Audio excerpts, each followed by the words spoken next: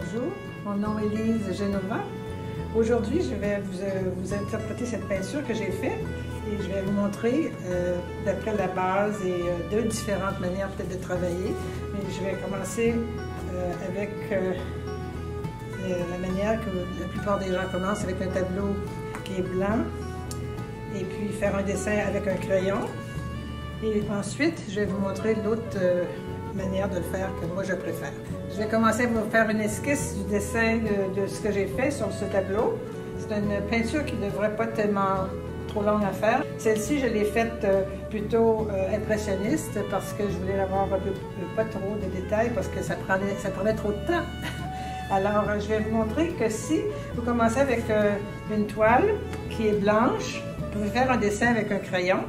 Alors, ce que je fais, le seul dessin que je vais faire, je vais préparer la citrouille et le tournesol.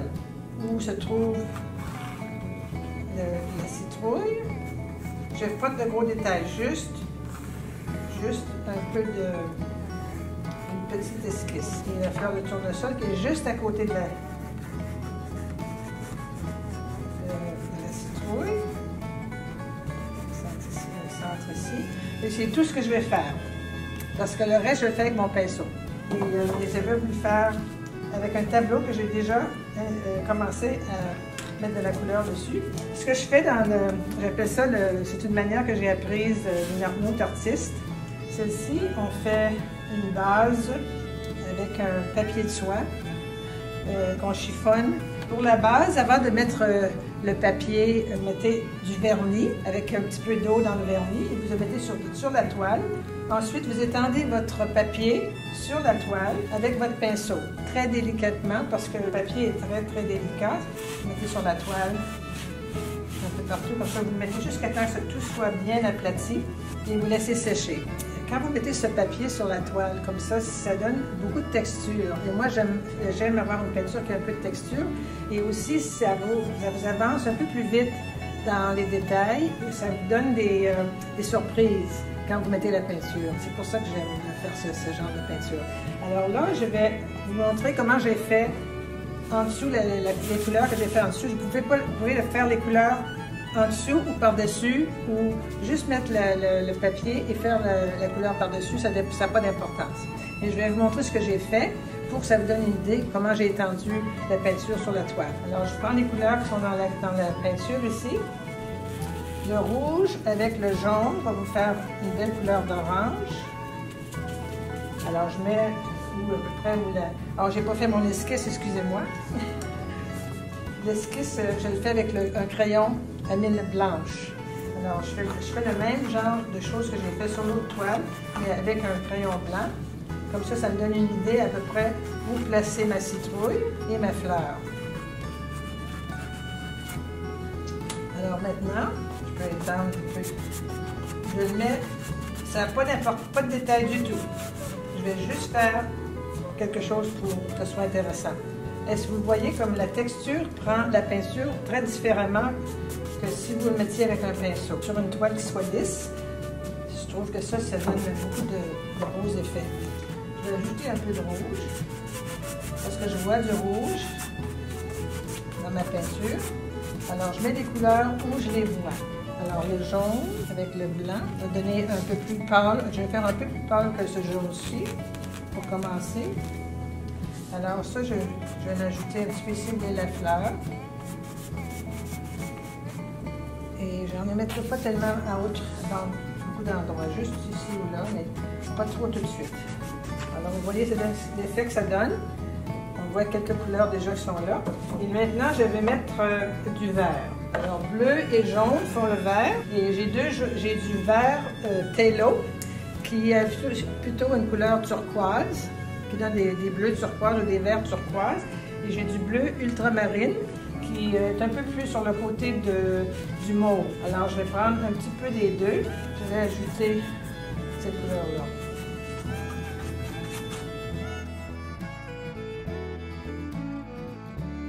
J'essaie de mettre des couleurs pour faire des effets qui sont intéressants, comme pour faire sortir la clarté ou mettre les couleurs plus sombres en arrière de l'objet pour que l'objet se présente un peu plus facilement à l'œil.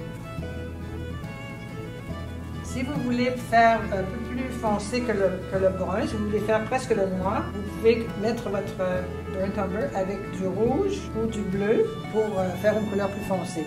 Vous n'avez pas besoin de prendre la couleur noire, c'est pas nécessaire. Et j'agence les couleurs très proches l'une de l'autre pour que ça ne fasse pas des contrastes trop durs. Je veux que ça soit assez quand même bien mêlé. Ce ne sera pas la dernière fois que je vais passer dessus, je vais passer peut-être 10 fois par-dessus parce que ça va changer à mesure que je continue de faire la peinture. Alors, je vais laisser sécher. Pendant que ça sèche, je vais aller faire un peu sur ma citrouille.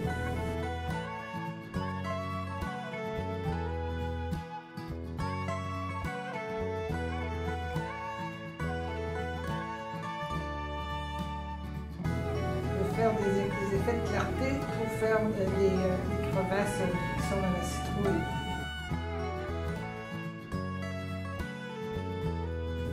Juste sur le dessus, parce qu'on veut que ce soit plus foncé en dessous, parce que le dessous est à l'ombre, alors vous mettez des effets de clarté juste sur le haut de la citrouille. Faites un petit peu de vert, parce que j'aime mélanger les couleurs. Même s'il n'y a pas de vert, moi j'en mets.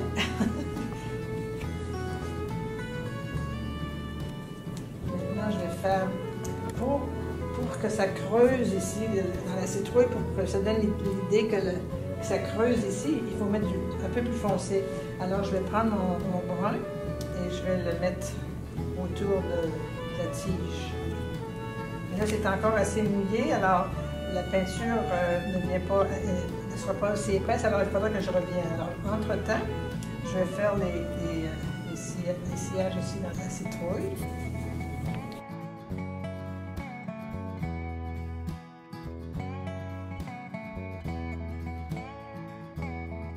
Plus la peinture sèche, mieux la couleur va rester sur la toile. Celui-là, c'est encore un peu mouillé, alors c'est plus difficile d'avoir l'effet que je voudrais accomplir. Ça va venir. Avec le brun avec le vert, on va faire un brun qui va être plus vert, un vert foncé en fait.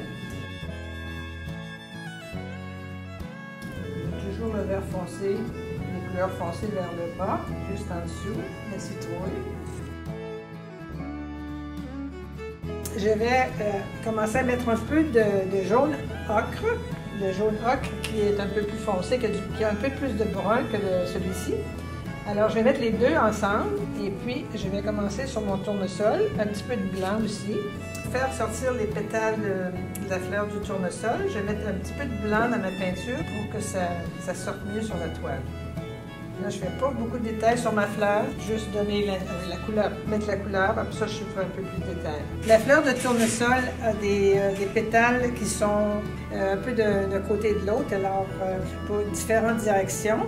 Celle qui est ici sur la toile est un peu de côté et vous avez le devant de la fleur qui part dans une autre direction. Alors, il faut donner l'effet que la fleur est de côté comme ça. Il faut faire des gestes avec la peinture. En fait, la chose la plus difficile sur la toile, c'est la fleur de tournesol. Le reste est pas mal, c'est pas trop difficile à faire quand même. La citrouille, c'est assez facile. C'est la fleur de tournesol pour donner l'effet des pétales qui vont de la bonne direction. C'est ce qu'il faut se concentrer le plus. Le reste, vous pouvez faire un petit coup ici, un petit coup là. Ça devrait être correct. Puis en même temps, là, que je vais laisser sécher parce que déjà, ça commence à être un peu mouillé. Alors, je vais attendre quelques minutes avant de continuer. Pendant ce temps-là, je vais dans une autre direction sur la toile, mettre des feuilles, faire semblant qu'il y a des feuilles qui sont près de la citrouille. Un petit peu de blanc avec mon vert. Je le fais avec mon pinceau. Un pinceau qui est carré et puis prenez faites comme si vous faisiez une ligne pour faire la feuille. Quand je fais ces gestes-là, c'est pour donner une impression qu'il y a peut-être d'autres fleurs en arrière ou du feuillage ou du foin ou des choses comme ça. Alors, c'est juste pour donner un peu d'intérêt. Au lieu d'avoir juste la citrouille et la fleur, je veux faire un peu plus d'intérêt vers le fond de la toile.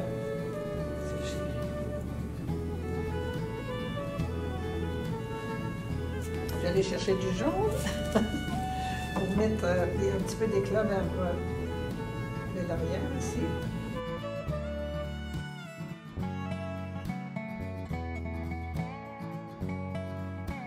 Un petit peu de jaune ocre pour comme une couleur qui fait un peu la couleur du foin. Je vais mettre un peu différentes directions parce que vous savez, le foin est toujours ça se croise, c'est pas toujours droit. Alors je retourne plusieurs fois dans les coins où il y a beaucoup d'ombre parce que pour que ça donne un meilleur contraste. C'est pas de passer juste une fois, il faut passer souvent 2-3 fois avant que ça donne l'effet qu'on veut.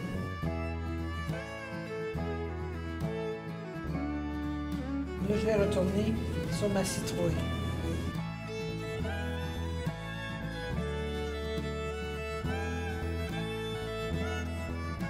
Maintenant, je vais prendre un pinceau un peu plus petit.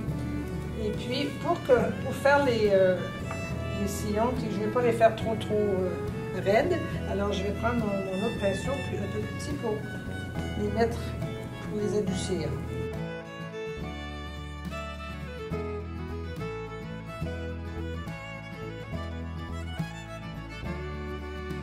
Moi, j'aime exagérer les couleurs, comme la citrouille en général est plutôt orange, mais si vous avez des effets du soleil, il peut y avoir du rouge dans la citrouille sans que vous sachiez. Vous regardez la citrouille, peut-être que vous ne pouvez pas le voir, mais il y a d'autres couleurs, il n'y a pas juste d'orange. Alors, sur ma peinture, moi j'exagère la couleur parce que je trouve que ça donne des beaux effets et puis que ça donne beaucoup de vie dans la peinture. Même si je mets du rouge, vous savez que la citrouille est orange quand même. Je vais retourner un peu avec un peu plus pâle. Juste où la citrouille a ses courbes. Vous savez, juste sur le dessus, là, pour voir que la citrouille, que ça tourne. Alors, mettant la couleur plus pâle ici, ça va donner cet effet-là. Ça en vient, là, c'est presque fini, la citrouille, mais pas tout à fait.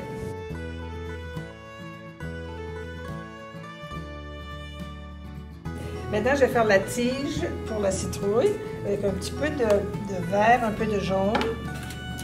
Je vais ajouter du jaune ocre aussi. Là, je vais mettre un petit peu de vert sur ma citrouille. Un petit peu, juste une petite affaire. Je vais commencer à travailler sur ma fleur maintenant. OK.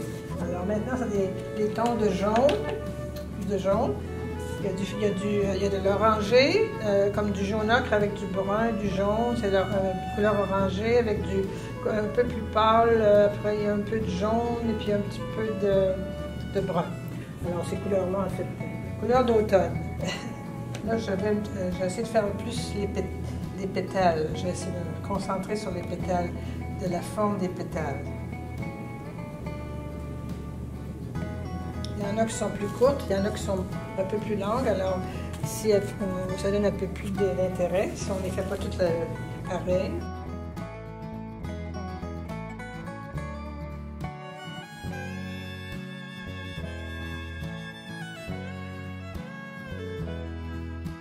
Donc, pendant que ça sèche, j'en profite pour aller sur le reste de la toile. Et puis, parce que ma fleur n'est pas tout à fait finie encore, parce que ça prend un peu plus de temps.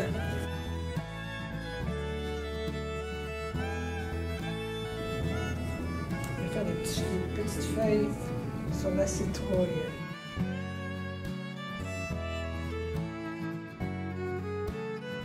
Je vais faire des petits effets par-dessus avec ma spatule. Je vais prendre un peu de blanc, comme ça, pas trop. Je vais frotter sur le papier qui est déjà soulevé. Alors, ça va donner des effets magiques. Il est un peu trop blanc, alors je vais mettre un petit peu de jaune dedans. Ça, je peux changer ça plus tard aussi. Je suis pas nécessaire de le faire tout de suite.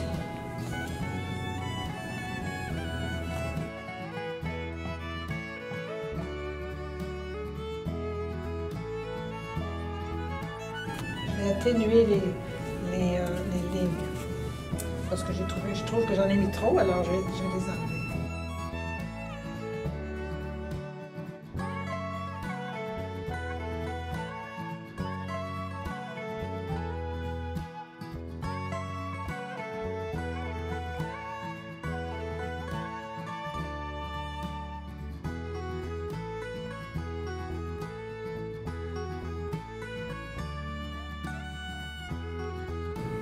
Parfois, il faut s'éloigner de son travail pour voir s'il faut corriger quelque chose, ou ajouter quelque chose, enlever quelque chose, un peu de tout.